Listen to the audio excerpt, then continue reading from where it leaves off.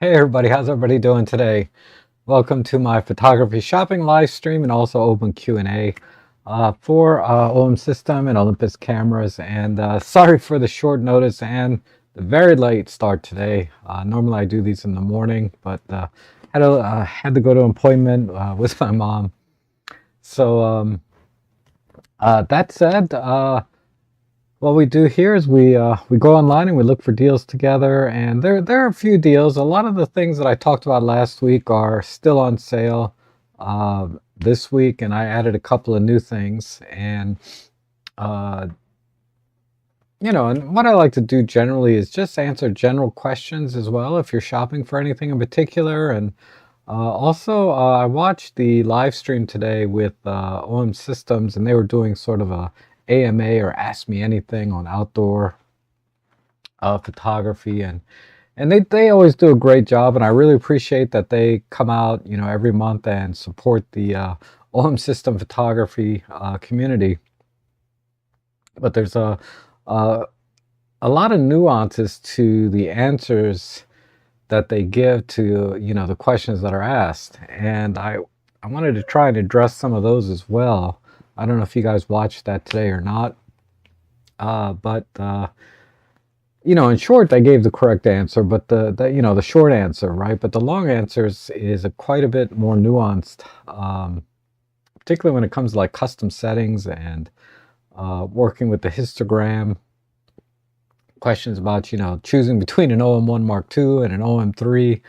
There's so many nuances to that, and and they have a hard limit of 1 hour, and I don't. I can stay on as long as I want, right? So long as I have the energy, and I am feeling a lot better. I got over a cold, and it was still affecting me even this past Sunday. But anyhow, I see Roger's here and Robert's here and Intrigue or Eric. Good to see you guys. And yeah, you're wondering if there weren't any bar. Let me see if the chat thing is working now. Oh yeah, okay. It was down for a little bit. Not due to anything I had on my end, but they didn't renew their domains, so I kept getting, this domain is for sale messages instead of seeing the actual chat message that's here. But you bought the diffuser. Oh, good, good. Yeah, that's a great diffuser. So what Robert's talking about is, I think I have it here. No. Did I not? I didn't put it in here. It's in my other bag. Unless I put it away. Oh, no, it's here. So there's a couple of versions of this. They have one on sale right now for $5.99, but it's this thing here. And what you do is you put this over your lens like this. So, and then typically you'll have a flash behind here. And this is great for, close-up and macro photography because it diffuses the light very nicely over, smaller subjects like flowers and bugs and things like that. And you get a nice soft light on your subject. You also get a really nice catch light. If you're taking pictures of insects, you'll get a nice catch light in their eyes as well. So this is really handy. When you use this, you do want to have it tilt forward like this, okay? Because if you just do like this, it's not going to diffuse anything because the flash is right up against the thing. So put your finger down here when you're holding your camera to tilt it forward. And, and then you have to just compose your shot through the LCD or EVF. Typically what I do is I have the LCD out like this, to the side, so I can see, what I'm taking a picture of a little bit easier. But yeah, so that's a great little diffuser, and it's only $6. So let's go to my deal page and we'll go ahead and get started. And good to see you, Eric and Roger and hi, and John Yutze. Hello, John. Good to see you. I think some of you might be here because it's hard to come in the mornings that I do these streams. Morning for me, that is. So it'd be good to see some new faces here. If you're new to the stream, Let me know in the chat section. It's always good to meet new people. So I'm going to open up my Amazon affiliate page, and there's links down below for all this stuff. It's just robtrek.com/deals, but it'll take you to this page here where I try to update this, several times a week, if not every day, but usually 2-3 times a week I'll update this. And speaking of flashes, I did find one Godox 480. This is a great flash. It's perfect for all kinds of, just about any kind of on-camera flash photography. And it can also be used as a trigger to control other flashes, and it has plenty of power. I have it right here, actually. And yeah, this is it here, the V480, and it's relatively compact. Say compared to, say, a full-size flash of this design. So I can show you, like, this is a typical full-size flash here, right? You can see it's quite a bit bigger. Let me tilt it forward, and then you can kind of get an idea of the difference in size. And effectively, this is nearly as bright. I would say less, really. I mean, on paper, this is about half a stop brighter, but in practice, it's not really that much brighter. A third of a stop is about what I measured, or a little less than a third when I measured it. So, and this has some distinct advantages over, these larger flashes, especially if you're shooting with smaller cameras like, Micro Four Thirds in general. But this is a great flash. And that's how this one looks on here on my OM3. And it has plenty of power, but the main thing with this flash is it has very good recycle times. It uses a lithium-ion battery, and it's a good half a stop to almost a full stop brighter than the V350 flash, which is a little smaller than this one, and I would say not as reliable. The V480 is a pretty big jump in reliability or consistency out of the box, because the V350 and the TT350, for whatever reason, it's either a design flaw or it's quality control on that particular model.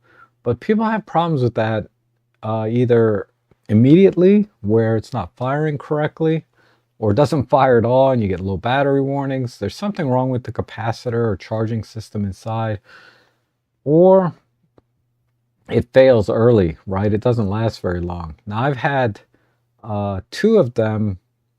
My first one lasted about, 6 or 7 years before it still works, but it's not reliable, right? Sometimes it works, sometimes it doesn't. And I bought another one to replace it, and that one was dead on arrival. Unfortunately, I didn't figure it out until after the return window was over, and it's not worth sending in to get fixed. So I'm recommending the V480 over the V350, and also even over this little IT32, although this IT32 is a really good little flash. And it's also, if it comes with the X5 trigger, typically you can use it off camera instantly, which is a really nice feature. And I did use this on a modeling shoot outdoors as just fill light. It's not bright enough to be a key light, in broad daylight outdoors, but it did work very nicely as a fill light for a portrait shoot that I did. So I'm really happy with this as well. And this one is like $98 or $99 with the trigger included. And it's a good alternative, but it's not as good if you're going to do focus stacking and bracketing. I still recommend you get the larger V480 instead of this. Although this will work, this is by far superior for that kind of work. Well, I was holding up the TT600. I meant the V480. I meant this one, the V480. because this also has an LED modeling lamp in the front, which helps you compose your shots, particularly for close-up work, right? Because a lot of times you're working in relatively dark conditions, and this little modeling lamp helps illuminate everything to help you focus and also see your subject. Okay, so there's that. And let's see, going back to my page, the OM5 Mark II with the 14-to-150 is 150 bucks off, or you can just buy the body only. If you go into this link, you'll see options here for body only. The body only is $1049. That's a really good deal. And then you can get it with the 12-to-45 for $300 more. You can get the 12-to-45, and that's a really, really good deal also. So but I would argue if you're going to spend $1449, I would step up to the OM3. The OM3, I have it a little bit down here. You know, the OM3 with the 12-to-45 is only $19.99. I mean, 500 more. I'm not saying that's a small amount, but you're getting more than $500 worth more camera, in my opinion. So if you can squeeze for the OM3 another $500, I would definitely recommend this way over the OM5 Mark II as a primary camera. You know, if this is your first OM system camera, this is a great one to start with, rather than say the OM5 at this price point. And if it's your second camera, the OM5 Mark II might be a better second backup type camera. Or if you really just want like the aesthetics of the OM3 as a second camera, meaning like if you already have like an OM1 or an OM1 Mark II, this makes a great second camera, by far over the OM5 Mark II. But that said, and then one other camera I'll mention here is the Panasonic S5 II. You get two lenses. You get the 20-to-60 and the 50mm f1.8. This is a combination I used to own. I used to own the S5 Mark I with this exact combination, and this does, you know, the video quality, the image quality, everything is excellent. You know, it's a full frame 24 megapixel sensor. It now has phase detect, and this is less than I paid for my camera body alone back when I bought my S5 Mark I.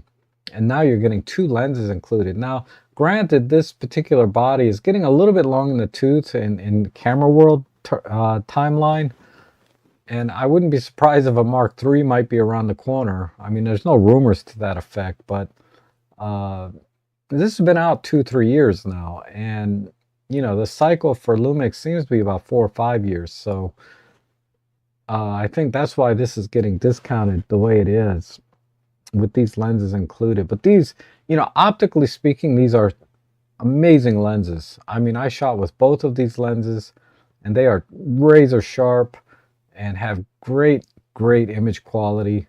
That sensor is excellent. I was never disappointed with the image quality or the video quality that I got from my Lumix camera.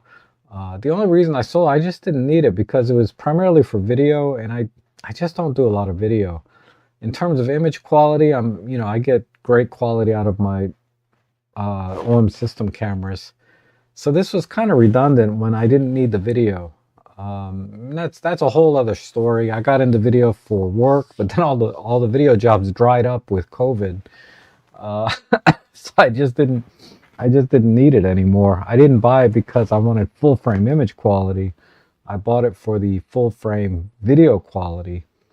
And at the time, the OM1 Mark I wasn't available, and the EM1 Mark III that I was using for video just didn't quite cut it.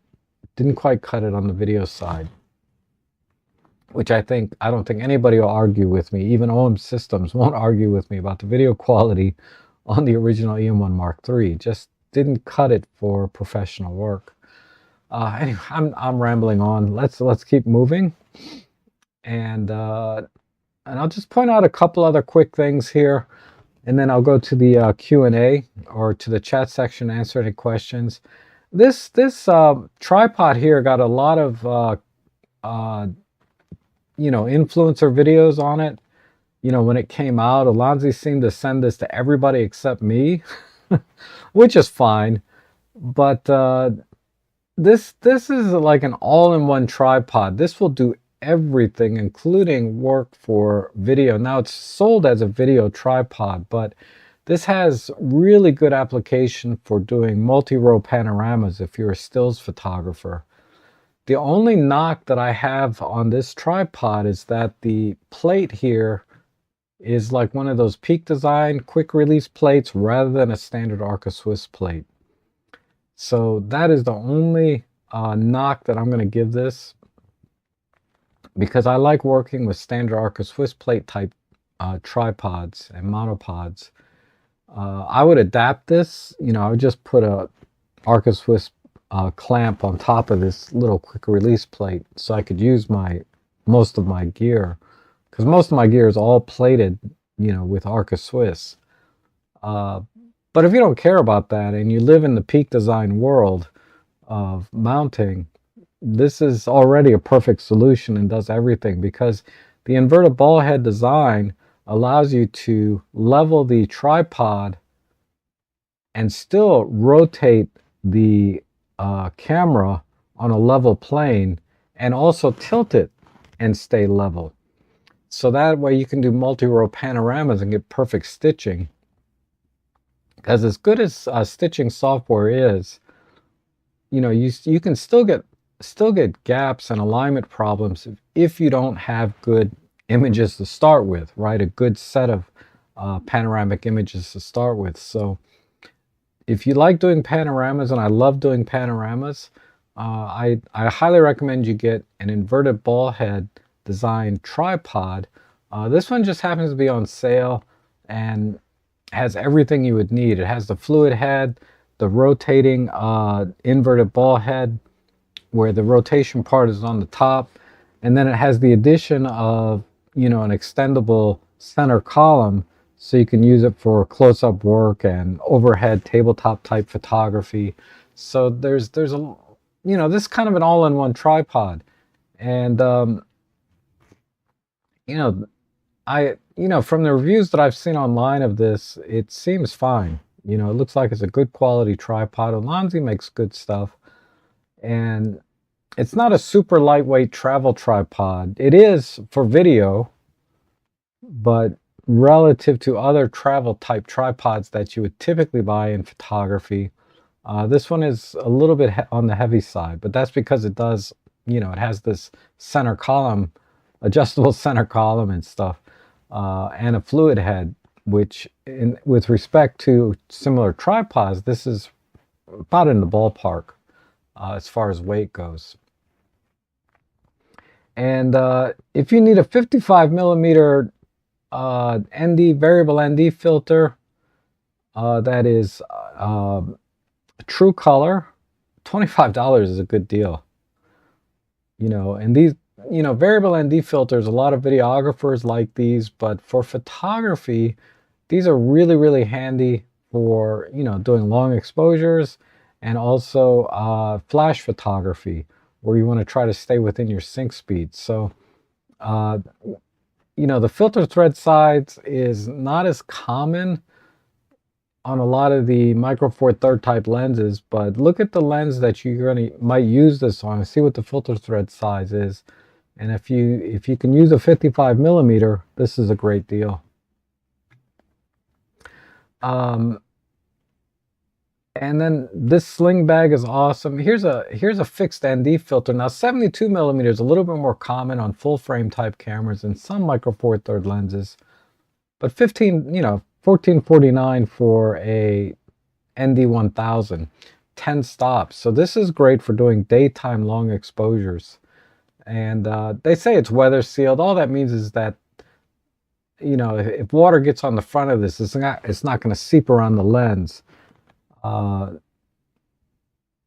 trust me, if you're worried about water droplets and stuff getting into your lens, Why, why would you, I don't know. I guess because you might be around waterfalls and things, this makes a lot of sense. I've never worried about weather sealing personally, but uh, any kind of ND1000 filter for around $15 in this size at 72 millimeters, this is a good deal. Okay, and then some, this sling bag. This is a great sling bag. This is a ripoff of the Peak Design sling for a fraction of the price. This is the kind of bag you'll probably use for 2 to 5 years. Get good use out of it. It's well made. I have a very similar bag of similar quality and design, and I've had it for almost 2 years now, and it's fine. It's not a daily driver for me though, but based on the quality that I have with my bag, I can tell you this is a 2 to 5 year bag easily. And if you don't use it every day, it might be a 10-year bag, right? I use mine maybe once a month right now because I have other bags I like. I have to carry bigger bag. I need a bigger bag typically because I take my 300 F4 out a lot. This backpack in black. This bag goes on sale every few months for half off, 30% off, but I've never seen it 74% off. So, I don't, there's nothing wrong with this bag. It's a really nice quality bag, lots of dividers, a really good size. It's comfortable. It's not too big, so you're not going to get weighed down. And you don't need a belt strap. All you need are just the shoulder straps, and this will be perfectly fine. Lots of pockets and good quality materials on this. And it's a little stylish, right? With the what do they call it? Anyway, the stitching here is a different color, right? So, you can do a lot worse for $38. Trust me, when it comes to backpack, you can do a lot worse. So if you don't have a backpack and you got $38, I can recommend this bag. You won't have any issues with this one. Here's another one. It's quite a bit larger, but this is a hard shell design, right, on the front. So a little better protection, and it's designed for bigger cameras. So if you're going to be carrying multiple cameras and multiple lenses and flash gear like your 8100s, your 8200s, this is a great backpack for taking complete kits out with you and have some redundancy, and your laptop. $69. Terion makes great backpacks at good pricing. So I can recommend this as a brand in general, and based on what I see on the design of this backpack, it's very versatile and it's going to protect your gear and has plenty of room. Just don't overpack it because it doesn't have a belt strap, so it's going to be heavy on your shoulders if you overstrap it. But if you overpack it, but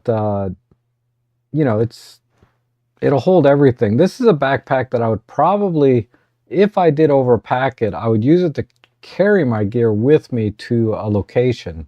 I wouldn't use it all day long on my back, on my shoulders, right? Because if you overpack it, it's going to be a little wearing without a belt strap. But for like a 2-3 hour type day, you can certainly overpack this and put it on your shoulders and you'll be okay. But this is not like an all day, hiking up a mountain type backpack with a lot of gear in it. This is more of a site to site type backpack, in my opinion, if you're going to overpack it with a lot of stuff. So you drive to a location and you walk maybe 100 yards tops with it fully loaded, but it'll protect your gear really well. And then all this stuff was on sale. Now I did see, let me go, this is a diffuser. This one is, I talked about this last week, $6. Okay, this is a good diffuser. And this one here is $2 or $1.50 more. And this this is similar to the one I just showed you, but it doesn't have the this has a little bit larger hole size on it, so it's not going to stay on the camera as well as the one that I showed you here. So, and that's fine, right? Because the one that I normally recommend, the exact one that I have, I don't think it's in stock. Yeah, it's out of stock. This thing sells out first, and it's $10 when you buy it.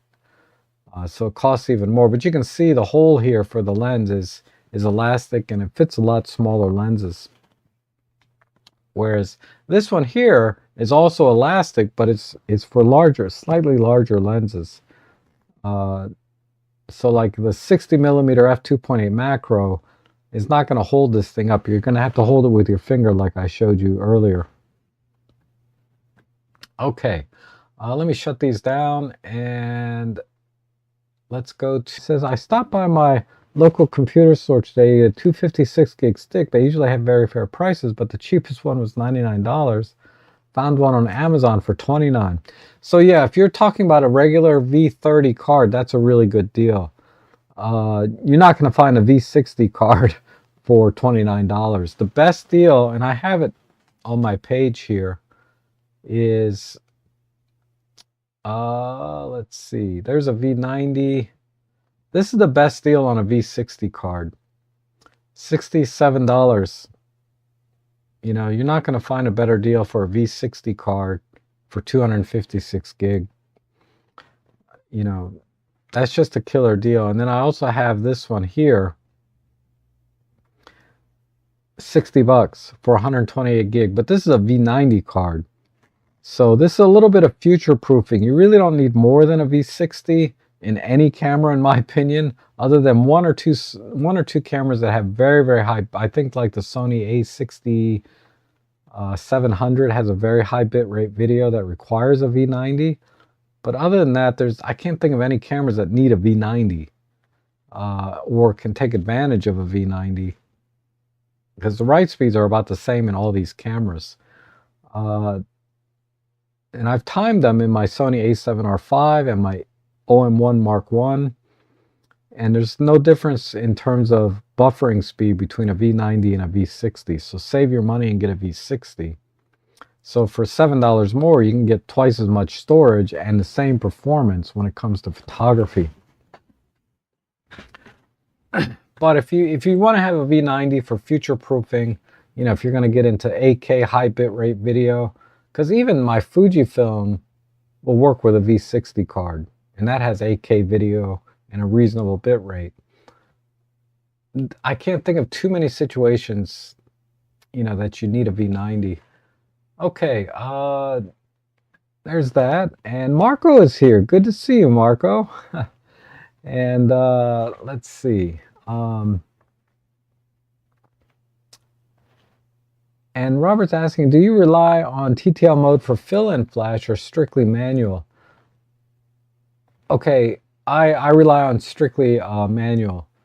TTL is a little bit inconsistent, right? And now, if I'm doing a one person, like I'm just shooting one person, like a portrait session, definitely going to be all manual, right? I'm gonna set the exposure. I'm gonna roughly know what the distance I'm going to be working at with them, and I can just work in manual mode and just make slight adjustments here and there.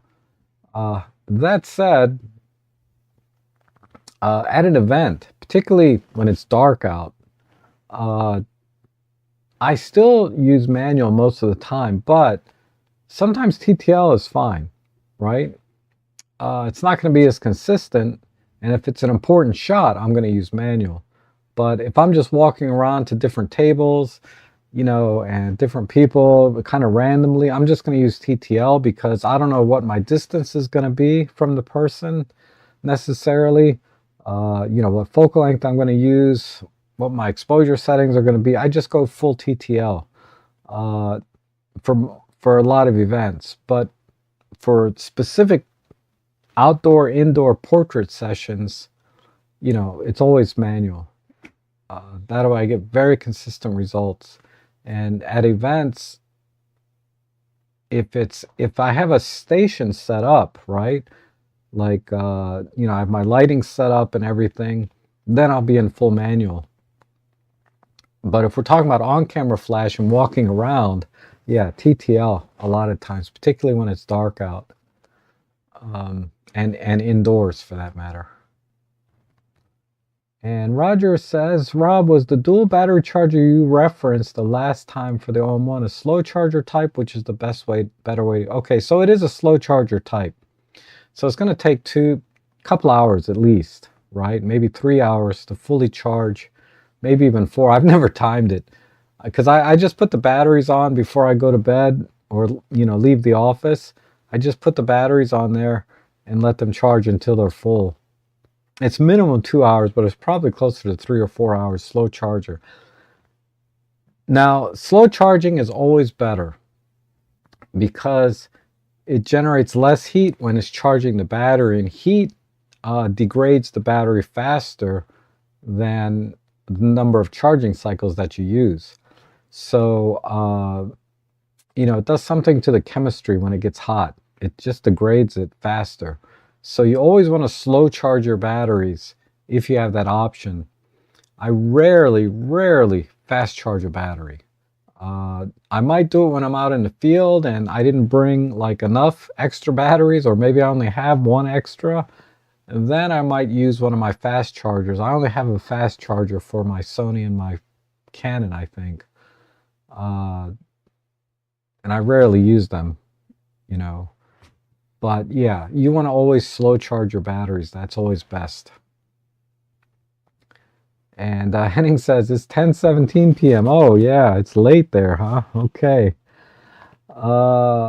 And Henning says, never found a good one, simple diffusers with the hole in them. All crooked as hell. The one that looks better is not available here, so I stay with the AK even though it's big and clunky. Yes. So yeah, dedicated custom-made AK diffusers always going to be the superior performing light output. You know, it's going to channel all of the light coming from the flash, because, you know, when you use a diffuser like this, half the light is being bounced back into your face, right? So it's not very efficient, but it's cheap and it's fast and it's easy to carry, right? Because I can just fold this up. And usually you don't need the full power of your flash. So I just fold this up and I put it away. And yeah, you do have, like I said, like I was showing, you have to hold it with your finger most of the time. Even though this one has a little bit tighter hole on it, this one has a little smaller hole on it, so it'll stay on the lens better. But I know what you're talking about when it comes to it just kind of flopping around. Yeah, it's chunky and clunky, kind of both, right? Anyhow, that's that. So let me, I'm going to shift gears here to open Q&A. So if you have any questions, you know, about camera settings and things, I'll start it off with one of the questions that I saw in the live stream from OM Systems today. I just need to get a little glass of water first, and then just give me 30 seconds. I'll be right back.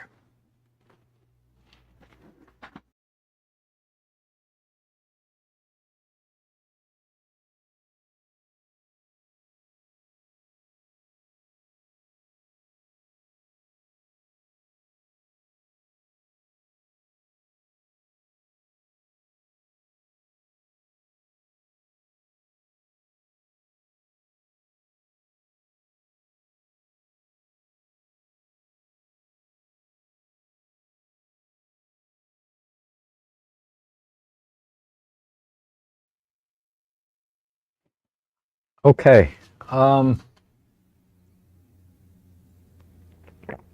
So one of the questions in the live stream today, you know, in OM Systems AMA or Ask Me Anything, was about changing shutter modes quickly, right, on the OM1.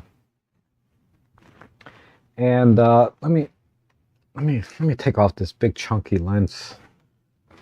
This is my 300 f4. I've been shooting a lot with that lately. I'll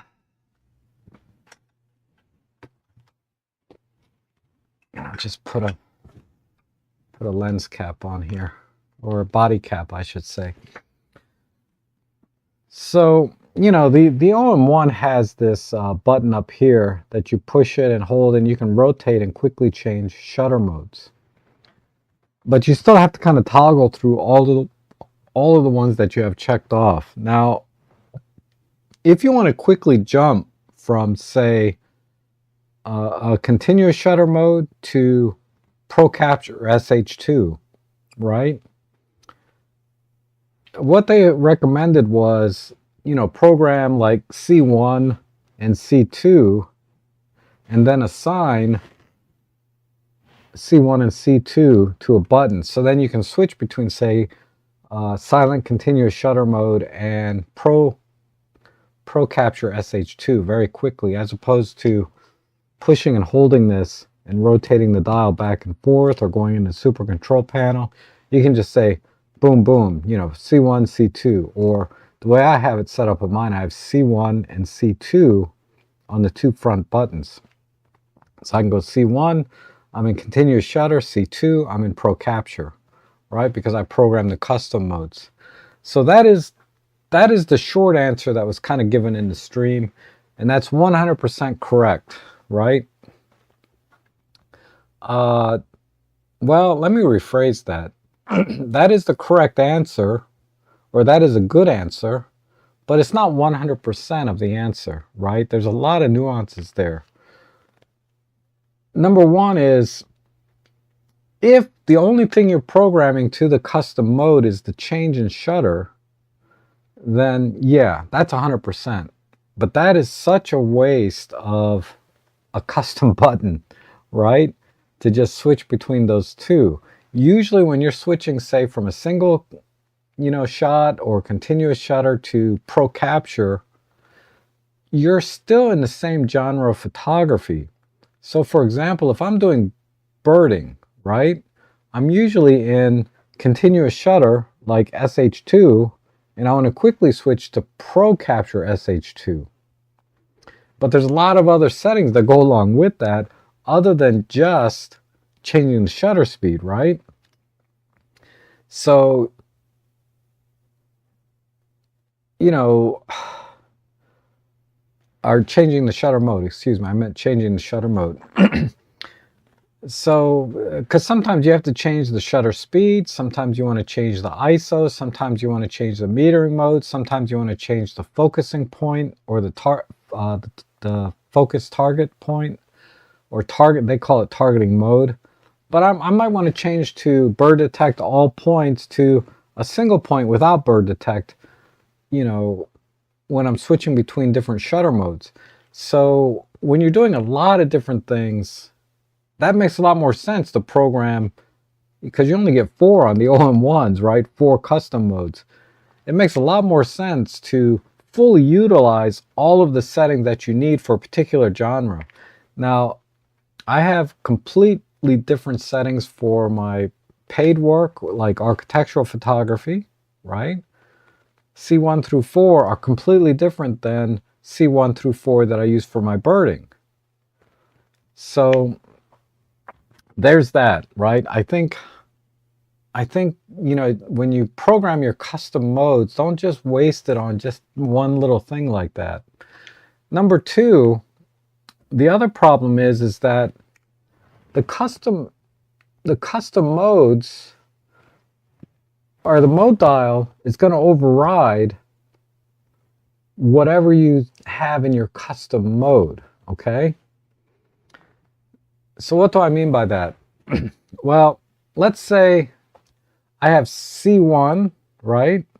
Well, before I even go there, this is the problem with doing live streams. I don't have these things in order. Let me just back up. One other problem with assigning custom modes to buttons is that, let's say all I want to do is change the shutter mode, right? So I saved these. All right, so let's do this.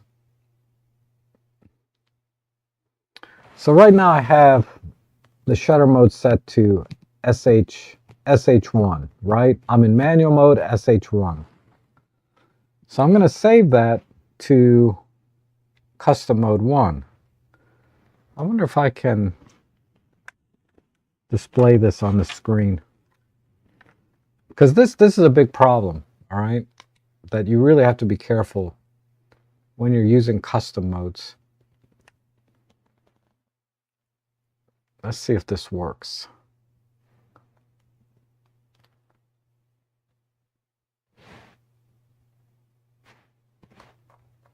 Oh, there we go. It's upside down. There we go.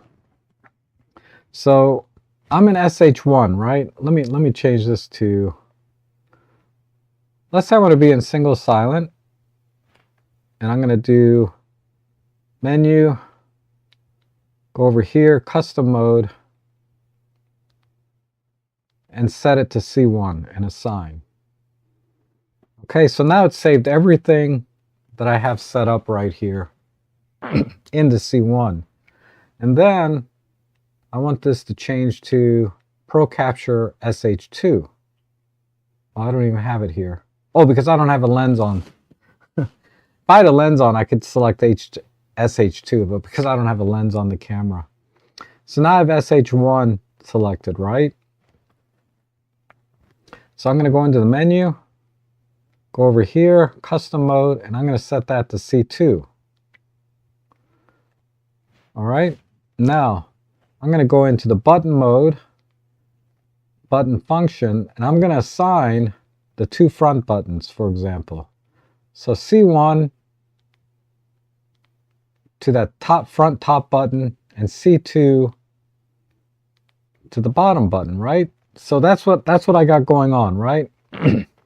So now I want you to look over to the right where it says Pro Cap SH1. So I'm going to push the button C1.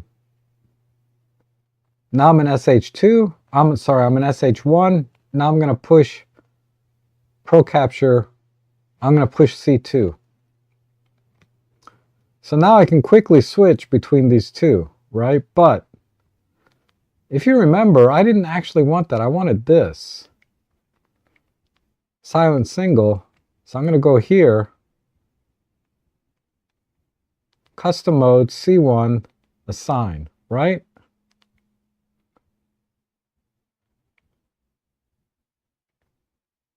Now I'm pushing C1 and C2. Now look at the bottom left, right? Where it says MC2. Now it says MC1. How come it's not doing Pro Capture? I want this, silent sequential, right? And I'm going to go into the menu, custom mode, C1, assign, set.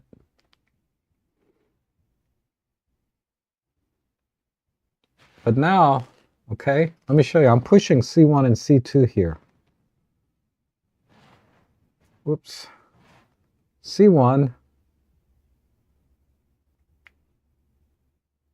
See, it says MC1, MC2. It's not doing it, right? What you have to do is you have to put the mode dial in C1. Put it into C1 like this. Now, go into your menu and change this to silent single. And then do menu, custom mode, C1 set, and assign. Okay? Now, you run into another problem. Watch this. Now I'm going to push C1. So I'm pushing the button here, C1 button, right? and it's not changing, right? Now I'm going to push the C2 button. I'm going to push this button, C2, which we know is Pro Capture SH1, right? So I'm going to push it. Nothing's changing. Okay, so this is the problem with short answers on a live stream like they were doing for OM Systems, is a user somebody new to camera systems, they're going to run into these kind of problems. They're going to be like, I just assigned C2 to this button. Why isn't it going? Okay, so this is what you have to do. You have to put the camera back into the mode, or M mode, manual mode. All right, now I'm going to push these two buttons, C1 and C2. C1. Ah, look in the top right corner where I have the heart and the shutter mode. Now I'm going to push C2.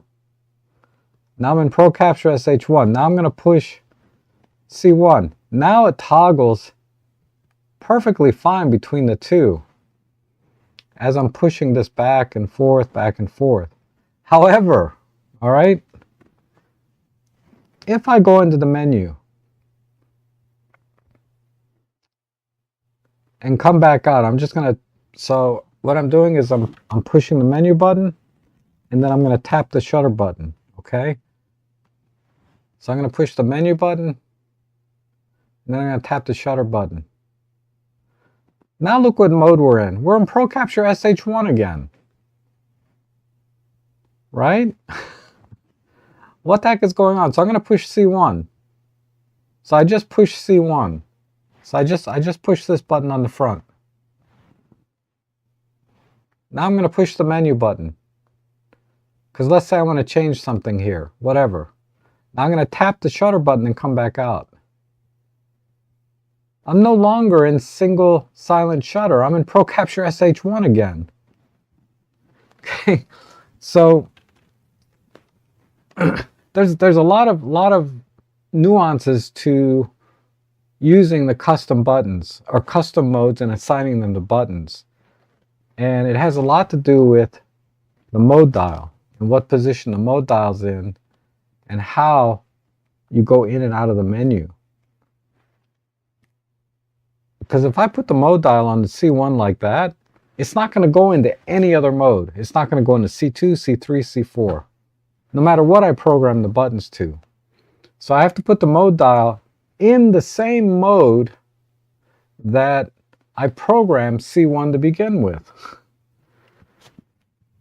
So I have a whole video on programming custom modes and assigning them to buttons.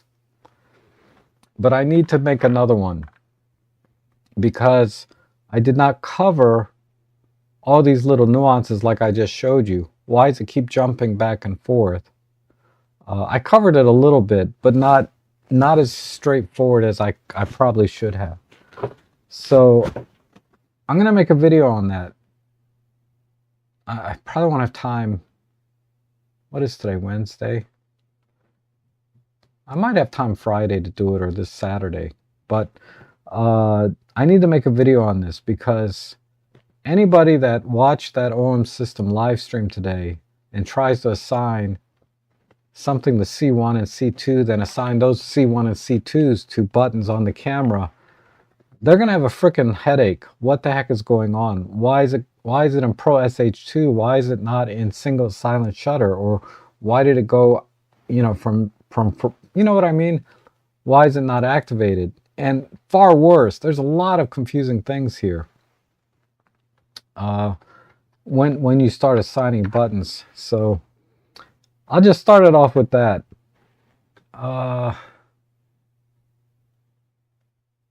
Okay.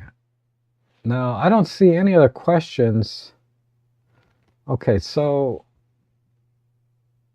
anyway, I just wanted to start off the open Q&A with that, and just give you a taste of some of the problems with trying to do open Q&A like they were doing with a 1 hour hard limit. Trying to answer questions that are not that simple. It sounds easy. Oh yeah, you can program custom modes to a button. It's not that simple. Okay, but anyway, let me get to John's question. I was looking for a flash drive rather than an SD card. Oh, so like a USB type flash drive? Okay.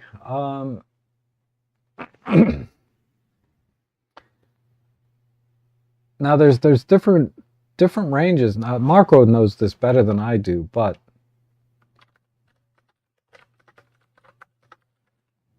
let's see what they're selling for. So Lexar PNY is a good deal. This is a 3.2 Gen 1. So this is a good one. And Team Group, that's a decent one there.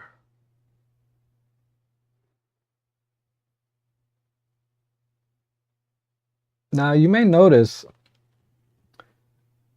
okay, so with these mini flash drives, there's a couple of things. Like if you're copying huge files on and off this thing, let's say you fill up all 256 gig with a few video files and a million small files, you know, maybe 1,000 JPEG and RAW, right? Actually, you can probably fit about 10,000 JPEG and RAWs on a 256 gig card. They claim 130 megabits read speed, and you will get that probably for the first few seconds. And then it's going to drop down to 50 or 60. And then if you continue to read off that drive, it's going to drop down to almost 0 and pause because it's going to overheat. So there's heat management built into these little flash drives. And so just be aware of that these are not ideal for transferring large amounts of files at one time. They're great for storing a bunch of small files, and let's say you want to transfer 20 or 30 of them over, you know, 20 or 30 images or even 100 images. You'll get pretty decent read and write speeds, not at 130 because small files, they'll probably transfer at like 30 megabits or something. And that's what you're going to get for 30 bucks. Okay, something like that. Now, if you want a USB flash drive that will transfer large files or the entire, you know, the entire drive off onto your computer, for example, or from your computer onto the drive, either way, it's going to get very hot. You need to find, you're going to have to spend more money for a bigger flash drive, and it's bigger because what do? They add heat sinks to it, right? So like I was just looking at the, you know, like these Lexars are made of all metal. These are still small, so it's not much of a heat sink on there. But you'll see some that are large, right? At least they used to. Like this one is pretty good. This one is pretty big and it has a lot of aluminum here that acts as a giant heat sink. So this is not going to have as many issues with offloading large files or offloading the whole 256 gig all at once, right? It's not going to slow down as much. It's still probably slow down, but not as often. And this has 400 gigabits transfer rate. That's fine. It just depends. You're going to have to plug it into 400 megabytes. You're going to have to plug it into a USB 3.1 drive. It's not UHS 2 compatible, but let's see, what else do they got? This Amazon Basics one is pretty big, but I wouldn't buy Amazon Basics because I don't know who makes them.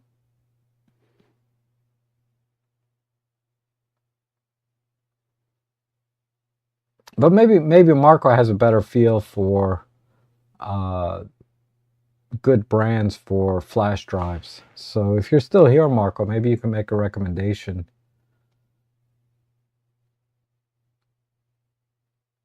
Yeah, like this little tiny one, this is going to be a problem. This thing's going to overheat very quickly and slow down very, very quickly because it's just so tiny.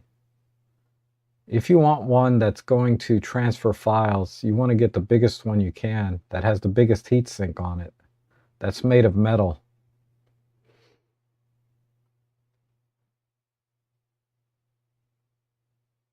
I'm just not seeing them. Here's one. See, this one has all metal. So it acts like a giant heat sink. But okay, maybe I'm overthinking it too much.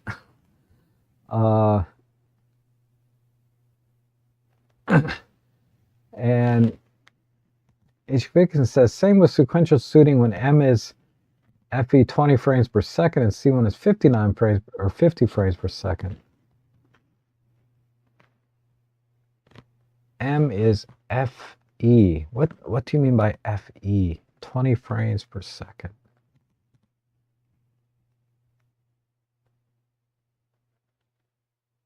I mean, I know there's limitations between the different sequential modes. So if we go into the sequential shooting settings, you know, you have 20 frames per second, but this has blackouts. That's the max there. And you have SH1 and SH2, which will go up to 50 with continuous autofocus, right? You can do 120 frames per second in single autofocus.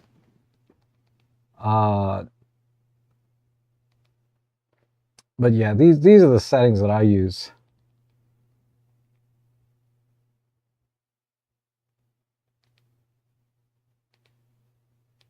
Yep.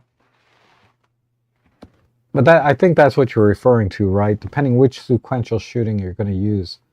But SH2 works the best. You can, the newer, I think the OM1 Mark II, you can set it to 20 frames per second and lower.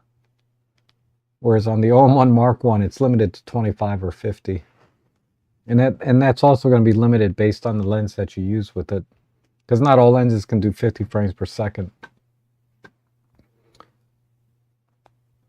But I'm definitely, you know, I'm 99.9% done with my bird and flight settings.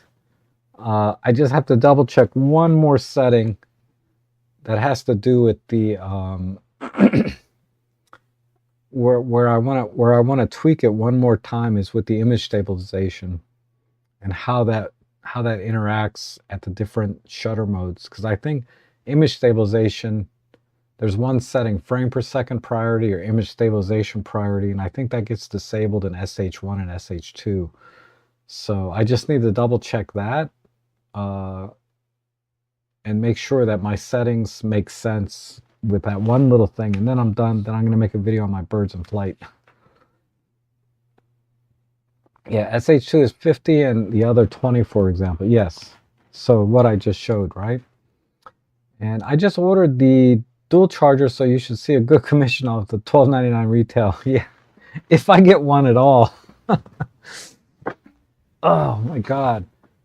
I mean, some months are pretty decent. Like I'll make $100 to $200 in commission.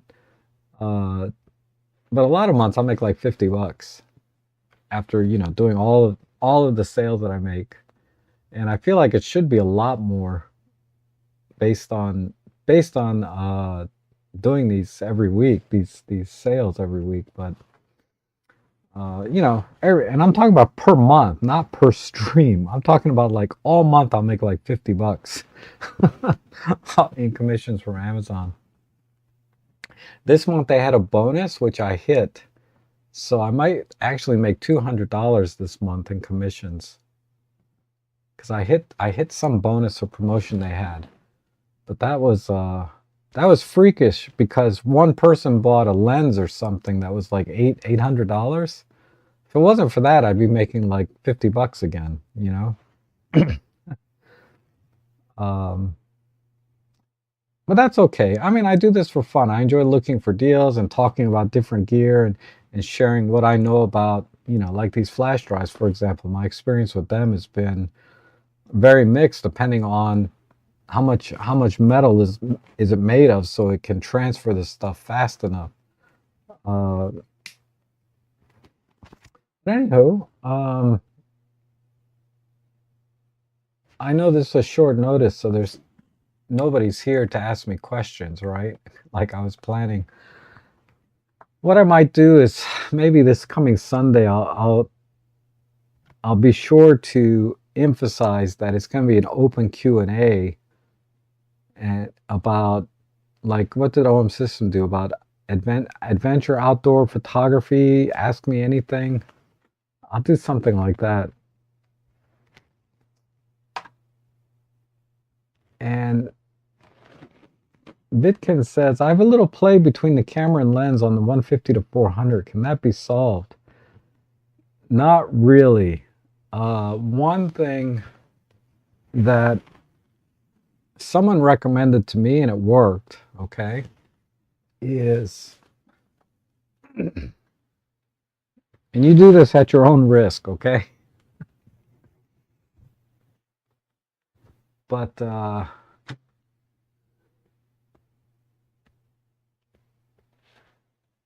not here, it's here. Okay. But, okay, so there's a little bit of play in the mount, right? So you're talking about this part, right? The metal mount when you mount it to the camera. And let me take a lens. I know exactly what you're talking. I know exactly what you're talking about.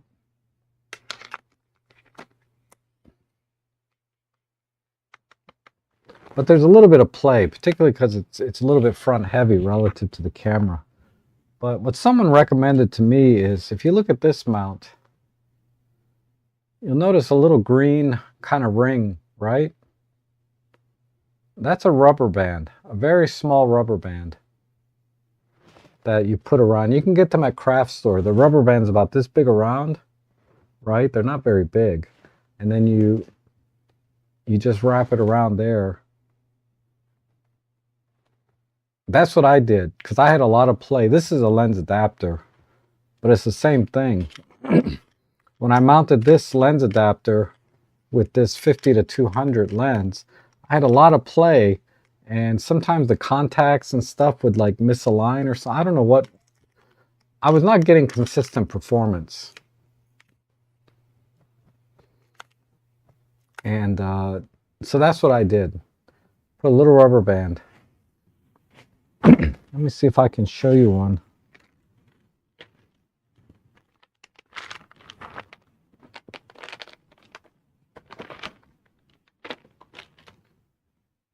Oh, I think it's in my drawer over there. You can try that, but do so at your own risk. I mean, I can't imagine that it would cause any problems other than maybe the rubber band breaking and falling inside the camera. You know, that could be an issue, because you're mounting it directly there, and the rubber band could break inside the camera, right? So there's that. But that's what I did. Okay. And Tommy says, missed the start of the stream, just got here, always have questions. Okay, good. Yeah, if you have any questions, I'll do my best to answer them.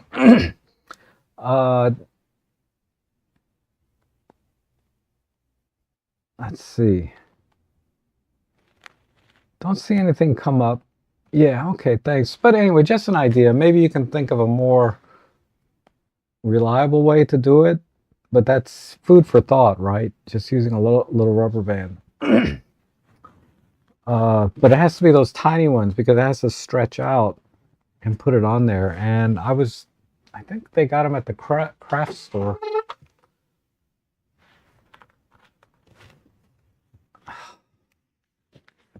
You're fine.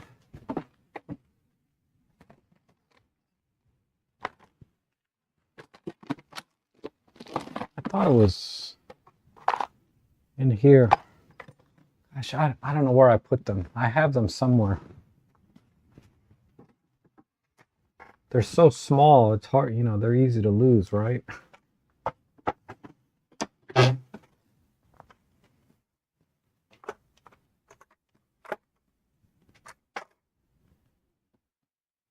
But I wouldn't put like one of these rubber bands on there.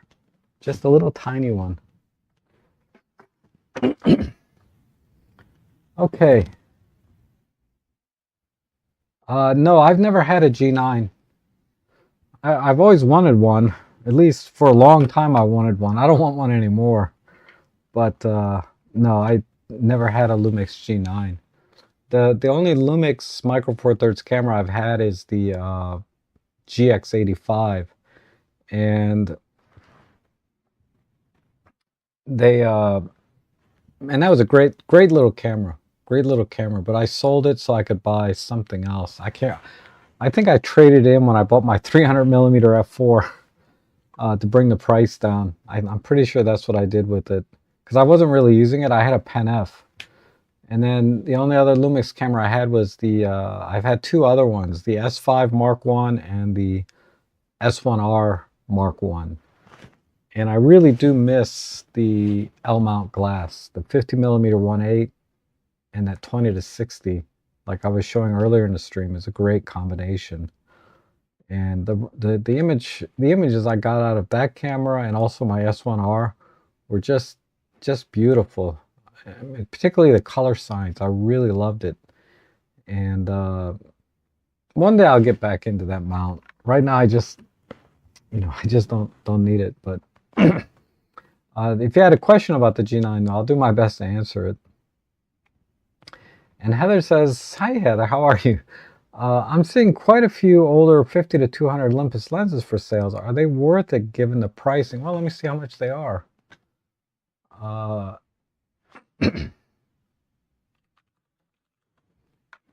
Olympus 50 to 200, the 4/3 version, right?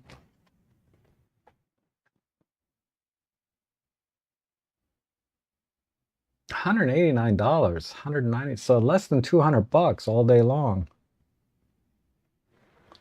So, like KH has one, and they're not the cheapest ones around. It's this lens. Oh, that's a little bit different one than the one I have. I have the 50 to 200 SWD. So I don't think you want this one. You want the SWD version like I have. Let me see if I can find it.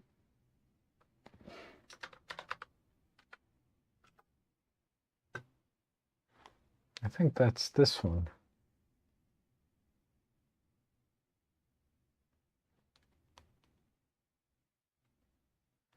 Yeah, this one is good. Why? Yeah, this makes more. Man, $738. I should sell this. Let me see. 1 second.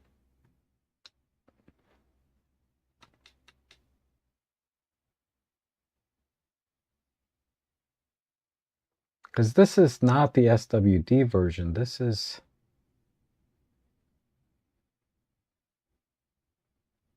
Because Robin Wong just did a video, right?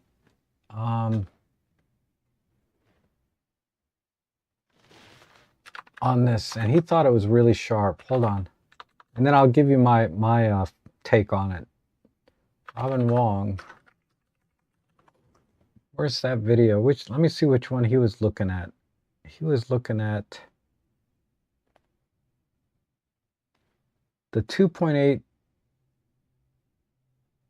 I can't tell. With ions, high protein.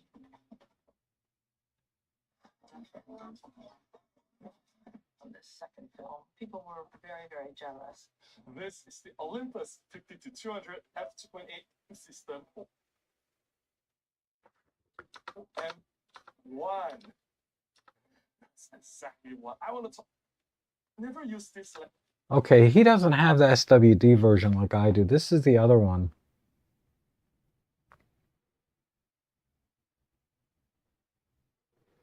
What was his?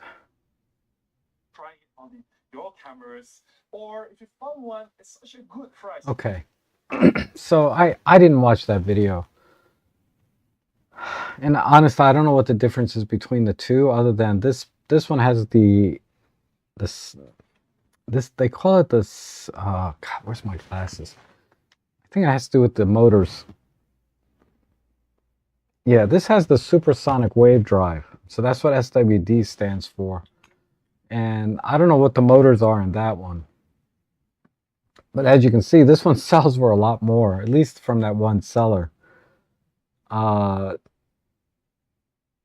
This one I know, it focuses pretty fast, like point A to point B, but nowhere near as fast as like my 300 f4. And this is super, super sharp, but I don't know optically if this is different than the one Robin Wong has.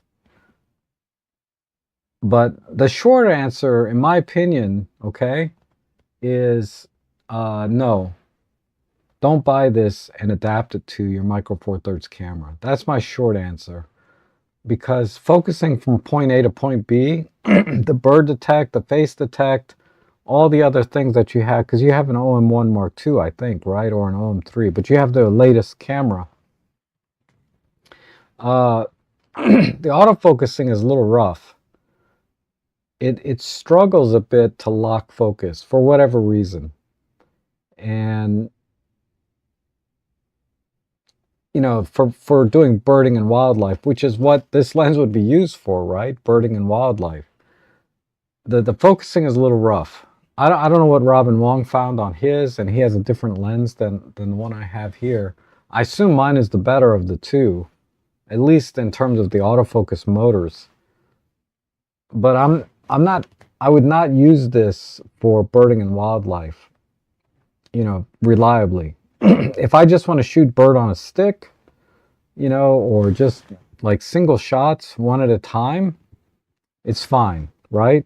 But anytime you go into a high-speed continuous shutter situation, like 20 frames per second, 50 frames per second, this is not going to keep up with a modern camera. That I know. That I know. So, assuming I have the better one of the two, I can tell you that this does not keep up at 20 frames per second, the autofocusing. So you're going to be limited to just very slow shutter speeds, like 5 or 10 frames per second. And so that's going to limit you to pretty much bird on a stick, water, you know, a duck on the water, that kind of stuff. Or maybe some horses eating grass or cows, you know what I mean? It's not going to be much good for any kind of action, in my opinion. So I wouldn't spend 200 bucks because I haven't used the one that Robin Wong is talking about. I know this one, if you find out it's optically the same, it is very, very sharp. This one is very, very sharp lens. I have a few examples I'll show you.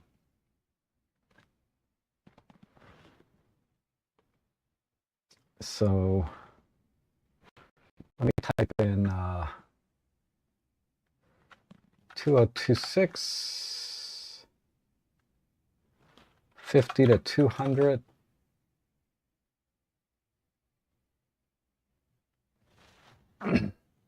So we'll give that a second to load. And I shot these on my OM3.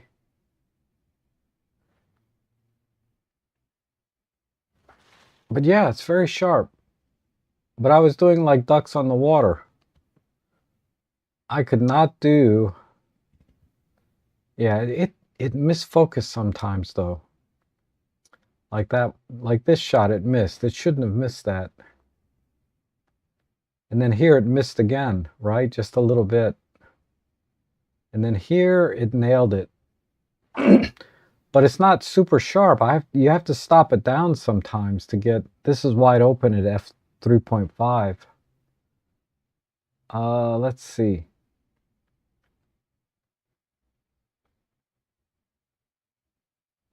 Yeah, it didn't nail focus there. How about this one? This one it did okay, but it's a little bit off.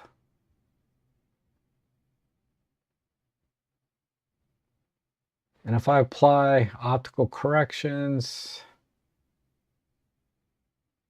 I mean, it's okay.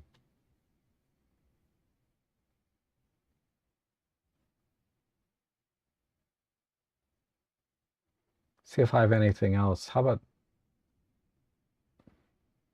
but you can see because I couldn't get, because I already deleted a lot of pictures because none of them were in focus. This one's pretty good. Yeah, that's pretty good. And this is on the 4/3 camera, the E620. This isn't even on my OM1 or OM3. Let me see. These are my OM1 shots. I tried to do a bird in flight. Here's one. See, it missed. And then how about this one? This was the one right before it. So I got this one, and then I got to this one, and it missed completely. So here's 3 shots in a row, number 16, 17, 18. And it just would not lock focus. And then the duck landed here, and then I got focus. So this one is in focus. Here's another sequence. Let's see. I got focus. How about the first one? A little bit off. It got it on the 2nd frame, 3rd frame, and then it lost it here. It lost it here. Yeah, it never got okay, now it got focus back here and here. But it's not quite not quite right. In my test, the SWB 90 to 200, or I assume you mean 50 to 200, was getting about 25% hit rate shooting my son's hunting with the EM1 Mark III as it was retrieving trading dummies, versus about 70% with the 40 to f2.8 Pro. So okay, thank you, Clint, so much. I appreciate that feedback. So that's I didn't quantify my images here like you're saying, 25%, but that wouldn't surprise me at all. I did notice that in continuous shooting, the autofocus was really struggling. And for single point shooting, most of the time it was okay. Sometimes I had to push it a couple of times to get it to lock, but it was okay. And Heather said, I appreciate seeing the missus always think I must suck. Was out today practicing on geese in flight, just got home. Yeah. Oh, I got a lot of misses. I just did this. I just deleted them.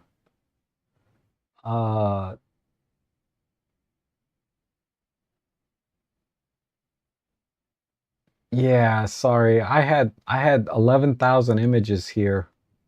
I was trying to do these swallows. But, the camera nailed all of these. One right after another. No problem. But I was shooting with my 300mm f4 Pro, right? And that the autofocus on that is lightning quick. Let me see if there's any other sequences here. Here's another sequence. Yep, nailed it. Nailed it. Nailed it. Yeah, these are all in focus. How about this one?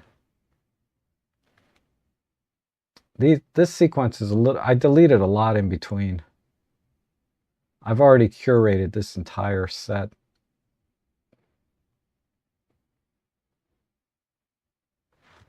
I don't think I haven't purged them yet, though. Now, remember, I know, Heather, you have the 150 to 400, right? Is that right? Because I remember editing one of your photos that I was saying there's motion blur, something going on. Now, the same thing happened to me with my 300 f4. Let me show you this sequence here. I'm going to pick this one and this one.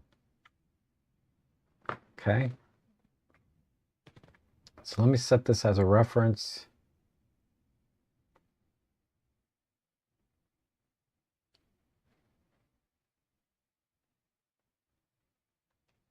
Okay, so here's 2 shots, right? Basically, roughly the same distance. This one's a little bit further away, but they're roughly the same distance. The shutter speed is 1/4000th of a second, right? So there should be no shake. And I'm standing still. I'm not panning or doing anything, okay? This is bird on a stick shot. These are both at 1/4000th of a second. If you look closely, look at the beak here. Motion blur right in here. And there's no motion blur on this beak, right? But there's definitely some here. Look at the head here going around. Motion blur on the top. This one, no motion. Actually, you can see a little tiny feather right here.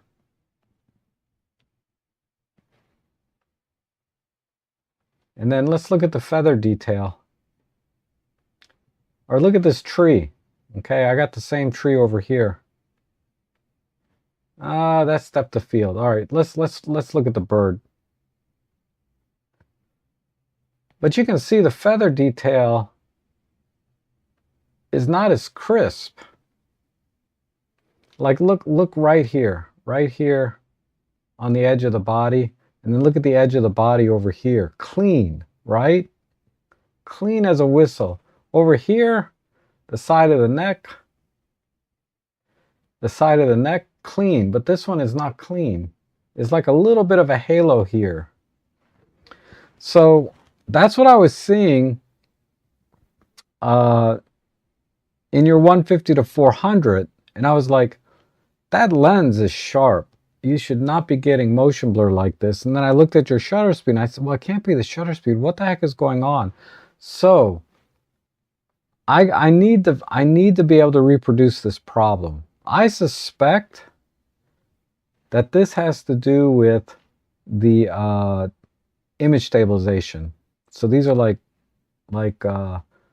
micro jitters, and this has to do with a video that I saw by Jimmy West that I talked about on Sunday's stream. I'm thinking this might be a problem with the image stabilization, not syncing. So when I said my bird in flight settings, my BIF settings, I'm 99.9% done. I ran across this today. You know, this frickin' image, right? Or this comparison. And I was like, okay, something's off. So I'm going to work on this. But clearly you can see the difference, right? If I zoom in way in, that might be too much. It might be too hard to see the difference. But you can see this is a much cleaner line than the one over here in the bottom.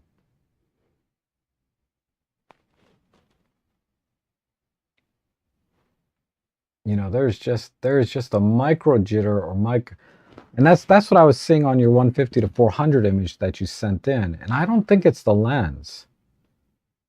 I thought maybe it was atmospheric distortion. I didn't know what to think. But you were at a decent shutter speed. I'm at 1/4000th of a second. There's no way that's motion blur. Okay? So that's gotta be something else. And I didn't miss focus. All right? Because that's not the only image, right? Here's two images. These images are, this is a different image. Same bird, just different shot. This one's even worse. This almost like it's misfocus. So maybe it is misfocus a tiny bit. I don't think it is though. Because it looks like motion blur. It doesn't look like it misfocused to me. But I'm going to figure this out. But I have to be able to reproduce it consistently, right? Before I can say it's one thing or the other. Oh,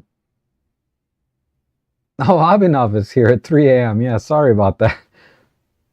And yeah, you have others that are, yeah, I know. You have, that lens is amazing.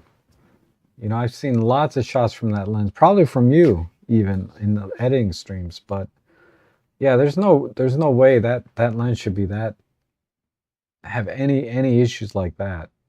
Let me look at this image. Yeah, here's another herring image. This is even at a further distance, and I'm not having any issues with that kind of like motion blur at all. So anyhow, that's a cropped image too. This is cropped to like 6 megapixels.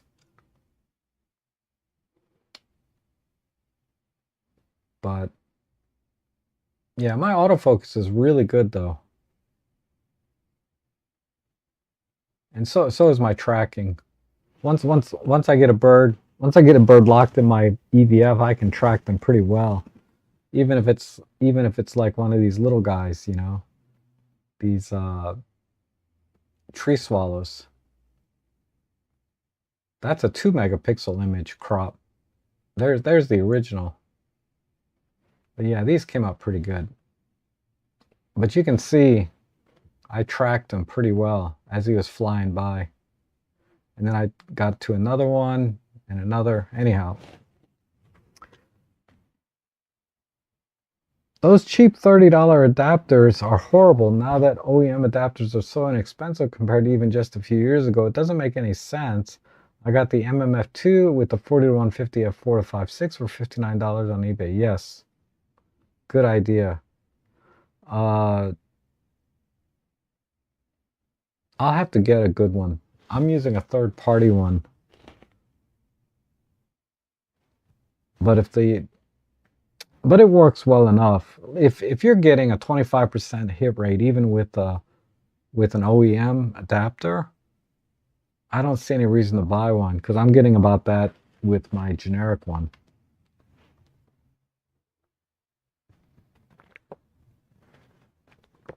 But yeah, you might as well buy the OEM original if you can get them that cheap. They weren't that cheap when I bought mine, so I bought a generic one.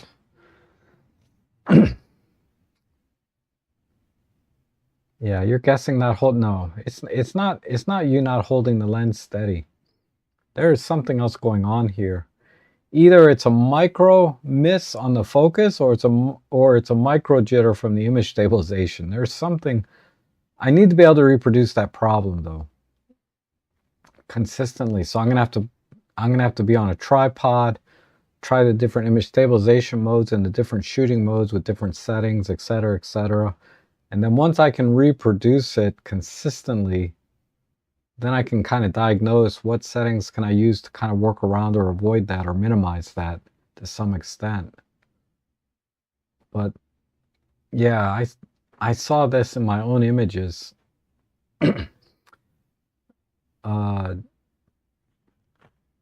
I think it's probably still in my recycle bin, the whole sequence, but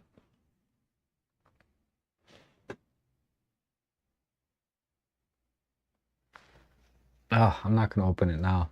So any other questions, or are we all done? I guess maybe we're done. I'll give it another minute while, if you guys have any questions, while I pull up my recycle bin to see if there's any other, because I've already formatted my memory cards and everything. There just might be some left in the recycle bin that I can pull out. Oh crap, yeah, they're all there. There's no way. But I can tell you that the 3 images I showed you today of that blue herring, those were all sequential images or within 1 minute of each other, right? So yeah, these are SD2. I can't tell what these are. Forget it. We'll forget it. But okay.